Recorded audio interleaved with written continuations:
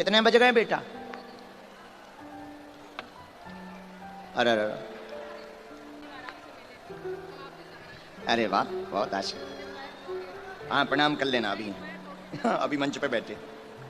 इनके कागज तो उसके पक्ष में, भूमि के कागज जो खसरा नंबर होता है वो उसके पक्ष में, निर्माण तुम्हारे पक्ष में, कब्जा तुम्हारे पक्ष में। 3 विषय आए। भक्ति दृढ़ हो राम जी की, कार्य संपन्न होंगे, चिंता ना करें। दरबार में आप केस व आर्थिक तंगी का विषय लेकर आए। केस भवन का है, निरोगी रहेंगे, भवन का मुकदमा निपटेगा, लंबा चलेगा। अंत तो गत्वा भगवान बीच का निर्णय निकालेंगे। चूंकि भूमि दूसरे पक्ष की है, परंतु भगवान आपकी भी जीवन में बड़ी मशक्कत के साथ निर्माण करवा पाए हैं। उसके लिए भगवान आपको न्यायपालिका आपके निर्णय को पक्ष में देगी, चिंता ना करो।